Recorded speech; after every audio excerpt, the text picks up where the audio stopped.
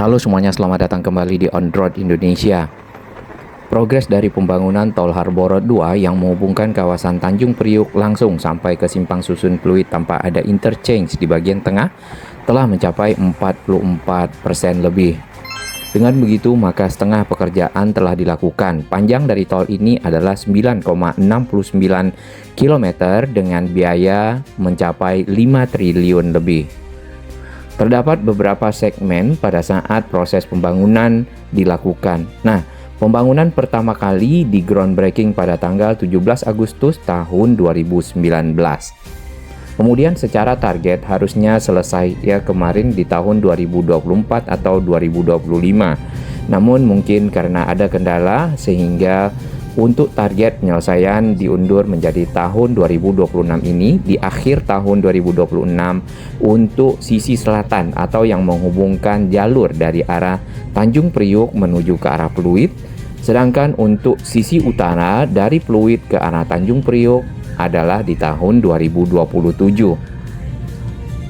Perjalanan kita mulai dari samping area JIS ataupun Jakarta International Stadium.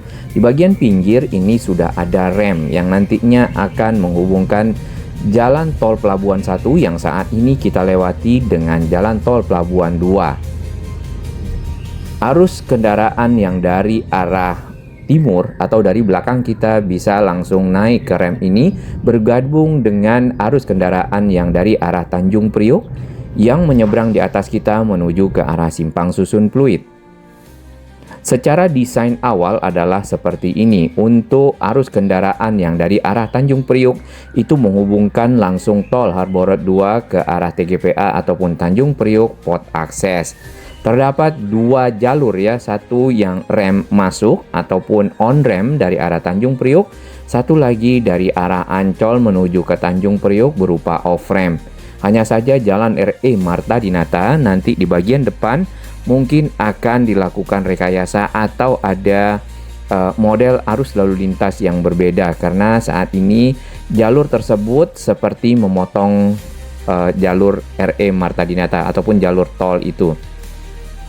Beberapa hari lalu kantor staf kepresidenan bersama instansi terkait meninjau proyek pembangunan jalan tol Harborough 2 ruas Ancol Timur ke arah Pluit Jakarta Utara. Peninjauan ini pada awal Agustus dilakukan untuk mengawal percepatan proyek dan memastikan kelancaran arus logistik yang ada di kawasan Jakarta Utara. Seperti kita ketahui, Tol Harborough 1 ataupun Tol Pelabuhan 1 saat ini sering terjadi kepadatan arus lalu lintas di mana banyak kontainer-kontainer, truk-truk besar menggunakan jalur tol ini untuk membawa logistik mendistribusikannya ke lokasi-lokasi lain, dan itu kepadatan arus lalu lintas tidak hanya terjadi di pagi hari bahkan di siang hari, sore hari dan sampai ke malam hari. Apalagi kalau ada proses-proses dwelling time di dalam area peti kemas sehingga membuat kendaraan-kendaraan besar sampai antri ke dalam tol. Nah, tol ini dibangun elevated seperti yang kita bisa lihat di samping sana, di samping dari JIS ataupun Jakarta International Stadium, berupa tol layang dari arah Tanjung Priuk sampai ke arah Simpang Susun Pluit. Untuk beberapa lokasi tinggi dari tiang-tiang ataupun pilar-pilar tol ini mencapai 35 meter lebih dikarenakan sudah ada layang tol di bagian bawahnya. Contohnya yang ini, kemudian nanti ada yang di Simpang Susun Pluit. Lalu pembiayaan untuk tol ini menggunakan investasi swasta, jadi tidak menggunakan APBN, dan tentunya berfungsi untuk mengurai kemacetan dan memperlancar distribusi logistik menuju ke Pelabuhan Tanjung Priuk dan dari Pelabuhan Tanjung Priuk. Sebenarnya nama tol ini adalah Tol Insinyur Wiyoto Wiono MSC Section Harborough 2 Yang sebelumnya yang ada saat ini yang kita lewati ini adalah Tol Harborough 1. Pembebasan lahan masih berlangsung terutama yang ke arah Pluit karena yang kita lihat pembangunan dari struktur fisik itu baru sampai di sekitar kawasan Kota Tua. Dan dari arah Kota Tua menuju ke arah Jembatan 3 menuju ke arah simpang susun fluid masih berupa lahan-lahan yang ada bangunannya serta lahan-lahan yang ada tanaman ataupun pepohonan. Namun nanti kita akan lihat ke depan bagaimana lahan-lahan ini akhirnya disiapkan untuk pembangunan dari tol Harbor Road 2 berupa pemancangan tiang-tiang ya untuk membuat kolom-kolom ataupun pilar-pilar yang menopang layang tersebut. Sebenarnya pekerjaan dilakukan juga di sisi utara namun tidak semasif yang ada di sisi selatan. Karena memang target yang hendak dicapai adalah yang sisi selatan terlebih dahulu agar arus kendaraan dari arah Tanjung Priok menuju ke arah Simpang Susun Fluid itu akhirnya lebih lancar ya karena ada pilihan lain untuk dapat dipergunakan oleh kendaraan.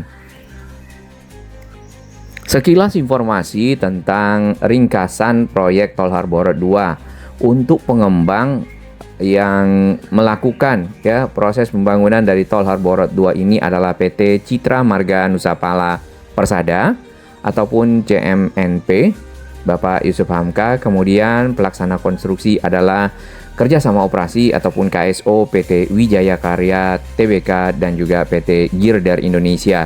Jadi kalau kita lihat dari launcher ataupun ini semacam kren panjang yang berfungsi menyusun dari box-box girder yang diangkat, PCU girder yang diangkat, itu ada tulisan Girder Indonesia dan itu adalah salah satu perusahaan yang kerjasama dengan PT Wijaya Karya untuk membangun Tol Harbor 2 ini. Beberapa lokasi di sisi utara yang kita lihat sudah mulai banyak pilar-pilarnya adalah di kawasan Kota Tua di seberang, kemudian di kawasan Ancol, serta menuju ke arah Jalan Ketel sampai nanti ke area JIS.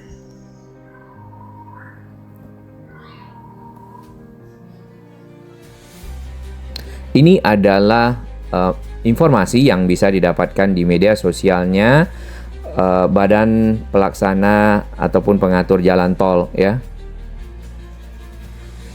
Dan pemandangan di bawah ini adalah jalan tol Pelabuhan 1 yang menikung di atas kali yang ada di sekitar Jakarta International Stadium. Kemudian ada pilar-pilar layang Tol Harbor Road 2 yang menyeberang ke arah Tanjung Priok dan itu sudah selesai menggunakan steel box girder.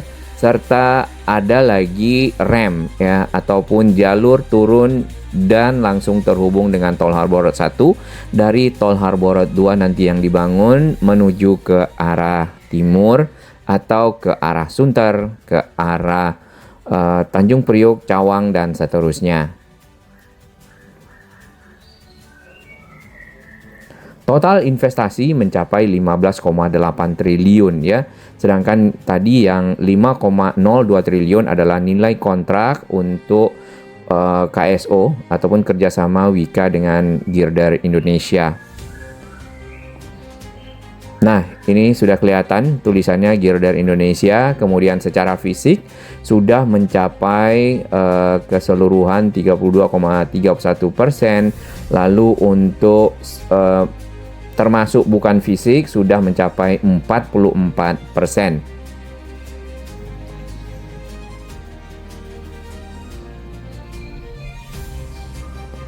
Kendala-kendala yang biasanya dihadapi ya pada saat pembangunan seperti ini adalah pembebasan lahan. Lahan-lahan yang kita lihat sudah dapat dibangun itu sudah banyak yang berdiri pilar-pilarnya. Sedangkan lahan-lahan yang belum dibebaskan itu masih menunggu proses pembebasan, terutama tadi yang ada di sekitar Jembatan 3 mungkin menuju ke arah Simpang Susun Fluid dan yang ada di kawasan Ancol Timur. Nah, tantangan berikutnya adalah ruang kerja yang sempit ya. Ruang kerja kalau kita lihat di sini memang berada di samping akses jalan dan juga di pinggir kali. Tentu perlu ekstra hati-hati pada saat pembangunan di mana pilar-pilar yang dibangun ini adalah pilar-pilar yang besar yang membutuhkan pondasi yang juga lebar. Kemudian kendala yang terakhir itu adalah banyak parapetnya ya, mungkin sudah ada beberapa lah, mungkin tidak banyak, yaitu flyover, jembatan-jembatan layang yang sudah ada sebelumnya, dan itu harus membuat ataupun membangun pilar-pilar yang lebih tinggi dibandingkan dengan layang ataupun flyover tersebut. Contohnya yang di sekitar JIS, kemudian di sekitar Simpang Susun Kemayoran, dan kemungkinan besar yang ada nanti di dekat Simpang Susun Pluit. Nah, itu tingginya yang paling maksimal adalah 38 meter. Ini mengalahkan pilar yang pernah kita lihat juga itu di kawasan Manggarai untuk layang LRT Jakarta yang ada di atas layang KRL setinggi 28 meter.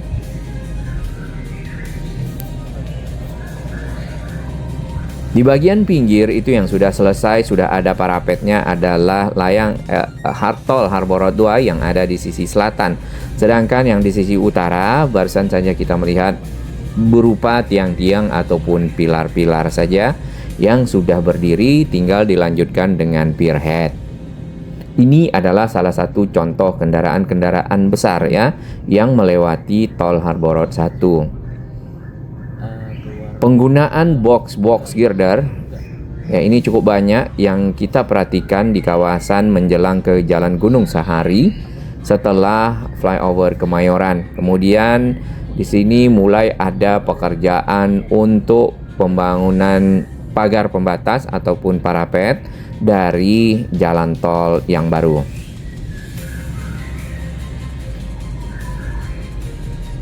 Kontur dari tol ini memang naik turun yang tadi karena sudah ada layang yang harus diseberangi di beberapa titik. Jadi pada saat sudah melewati layang tersebut, maka tiang-tiang ataupun pilar-pilar dibuat lebih rendah ya, ataupun nantinya seperti jalan yang bergelombang kalau jauh.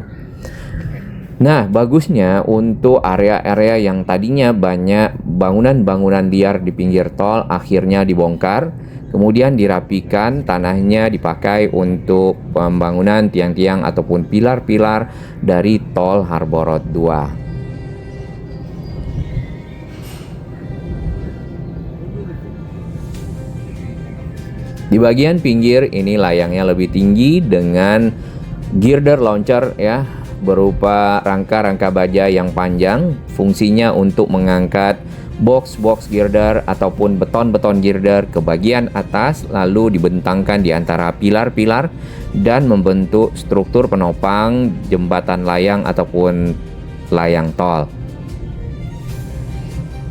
Girder tersebut disusun-susun ya, kemudian membentuk deck ataupun lantai yang akhirnya bisa ditambahkan di pinggirnya yaitu pagar pembatas. Contohnya yang ini, persis di depan gedung Alexis, gedung lama. Tujuan lainnya pembangunan dari tol Harbor Road 2 selain mengurai kepadatan arus lalu lintas di sini di tol Harbor Road 1 adalah mempercepat akses menuju ke Bandara Soekarno-Hatta untuk masyarakat yang berada di utara Jakarta, terutama di sekitar kawasan Tanjung Priok dan area di sekelilingnya.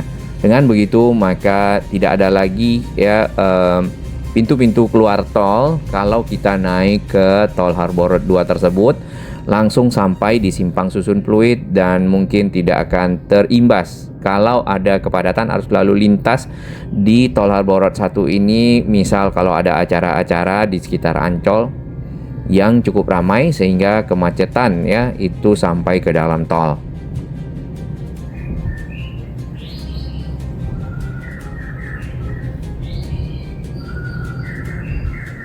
Untuk struktur konstruksi di beberapa lokasi menggunakan seperti ini PCI girder yang panjang, kemudian dilakukan pengecoran di bagian atas. Ada yang menggunakan steel box girder ataupun girder baja yang dibentangkan di antara pilar. Ada yang menggunakan box girder saja seperti yang ada di seberang ini. Jadi box girder yang sudah precast, sudah dicetak, tinggal diangkat, dinaikkan, disusun ya. Tentu dikuatkan menggunakan seling-seling, akhirnya membentuk jembatan. Kalau yang PCI girder ataupun beton-beton panjang itu memang harus dilakukan pengecoran di bagian atasnya untuk membentuk jembatan layang. tentu ada pertimbangan-pertimbangan khusus ya pada saat memutuskan pembangunannya, apakah menggunakan box girder seperti ini atau menggunakan beton-beton panjang atau menggunakan steel box girder. Beberapa lokasi yang kita lihat di sini ready ya dan siap kerja itu adalah launcher yang ini nih. Launcher ini ada fungsi crane-nya, ada fungsi untuk launching-nya. Jadi crane untuk mengangkat, launching untuk menggeser-gesernya di bagian atas sehingga bisa disusun-susun, dan di bagian ujung ini ada kaki-kakinya. Kalau sudah selesai penyusunan maka kakinya akan pindah ke kaki paling depan, itu akan pindah ke pilar berikutnya dan menopang kembali si rangka besinya. Rangka besi pun akan bergerak ke arah depan sehingga secara keseluruhan dari struktur launcher akan berpindah tempat. Kurang lebih seperti itu dan melakukan pekerjaan berulang. Nah, ke arah jembatan 3, ke arah simpang susun fluid yang kita lihat ini masih ada lahan-lahan yang ada tanamannya ya, kemudian ada bangunan-bangunannya. Mungkin ini dalam proses pembebasan lahan agar pembangunan tol Harbor Road 2 dapat diteruskan.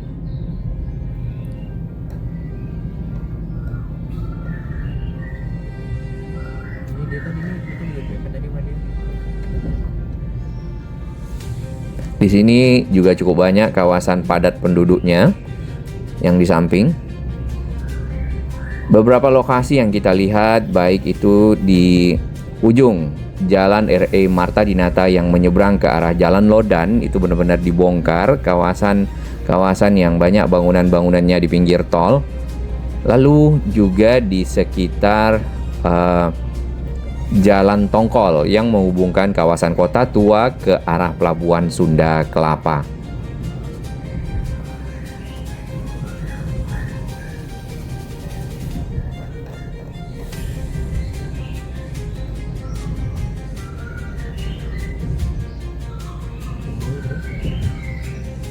Baik, kita masuk ke sesi pertanyaan yang pernah dilontarkan oleh sahabat On-Road Indonesia dan para netizen. Yang pertama adalah apakah truk dapat mempergunakan tol Harbor Road 2? Jawabannya adalah bisa. Jadi memang diperuntukkan juga bagi kendaraan-kendaraan besar ya yang membawa logistik, berarti itu adalah truk-truk yang seperti ini contohnya, kontainer-kontainer yang akan menuju ke simpang susun fluid yang ada di depan. Jadi bukan hanya kendaraan kecil ataupun kendaraan pribadi ya, atau bis-bis seperti itu. Pertanyaan kedua, apakah ada simpang susun di tengah? Tidak ada. Jadi semuanya langsung pada saat masuk di tol Harbor Road 2 di dekat JIS, baik itu yang dari arah Tanjung Priuk atau dari arah Sunter ya, maka tidak ada lagi pintu keluar masuk di sepanjang jalur tol tersebut sampai ke simpang susun fluid. Nah, kalau teman-teman semua ya ingin keluar di Ancol, di Gunung Sahari, atau di sekitar jembatan 3 dan terusnya, maka sebaiknya memang tidak mengambil jalur ini, kecuali ke Bandara Soekarno-Hatta atau mau langsung ke arah Tomang.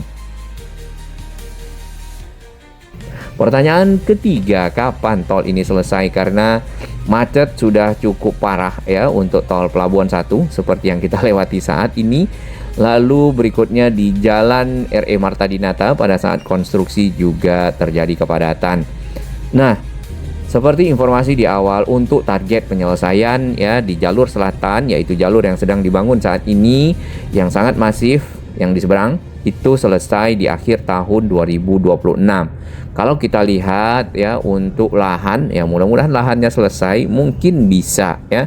Tapi kalau lahannya masih butuh waktu, maka mungkin akan mundur ke tahun 2027. Jadi sudah hampir 8 tahun proses pembangunannya. Kemudian target untuk tol Harbor Road 2 sisi utara yang ke arah Ancol atau ke arah pinggir laut ya, lebih tepatnya seperti itu, akan selesai di tahun 2027. Sama halnya juga ada proses-proses pembebasan lahan yang harus dilakukan.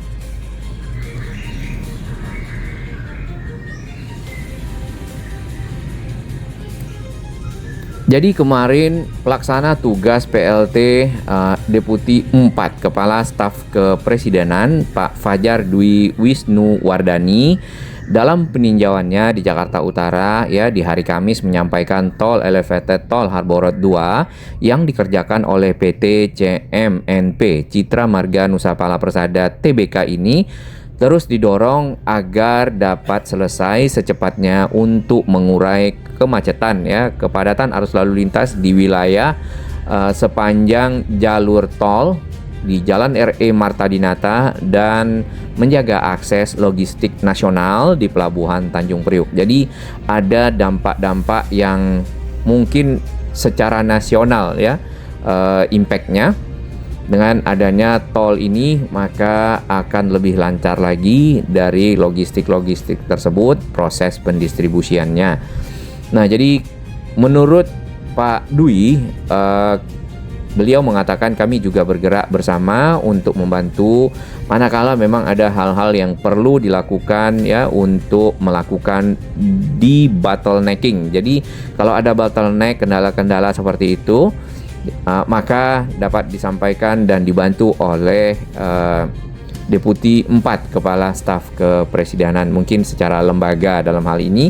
Terutama yang kita lihat adalah ya lahan kemudian selebihnya untuk konstruksi harusnya sudah matang lah antara Wika, KSO-nya dengan Girde Indonesia dan seterusnya.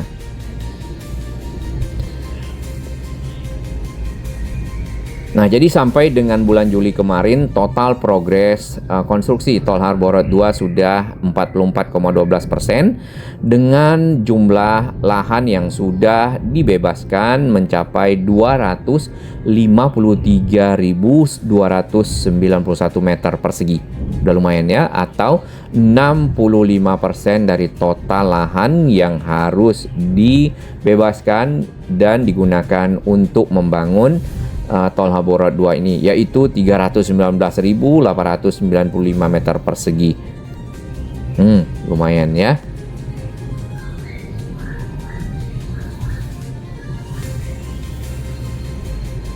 Nah, terkait progres pembangunan, Pak Fajar menyampaikan capaian itu sebenarnya sudah melebihi jadwal yang ditetapkan sampai dengan Juli 2026 dengan target penyelesaian pembangunan secara total nantinya adalah di Q1 ataupun triwulan pertama tahun 2028. Berarti sudah 2 jalur utara dan selatan. Artinya kalau memang disampaikan bagaimana mempercepat, ini sudah lebih cepat dari target ya.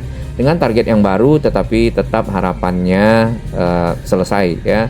Lebih cepat dibandingkan dari 2028 karena jalan tol ini dan beberapa jalan tol lain adalah program strategis nasional dan sifatnya sangat strategis untuk bisa membantu perekonomian dan juga transportasi logistik ya di Indonesia, khususnya Jakarta yang logistiknya terpusat di Tanjung Priok ya, kemudian didistribusikan ke lokasi lain di sekitar Jakarta, ke arah Jawa Barat dan juga mungkin ke lokasi lainnya.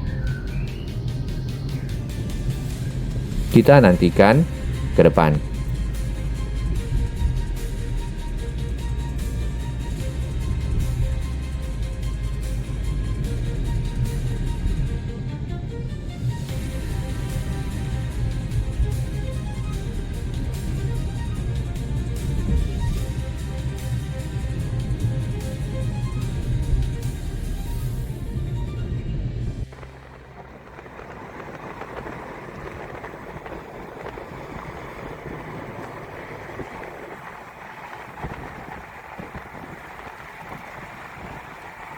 Bagi sahabat kami yang baru menemukan channel ini, silakan subscribe dan jadilah saksi sejarah untuk pembangunan Indonesia yang lebih baik.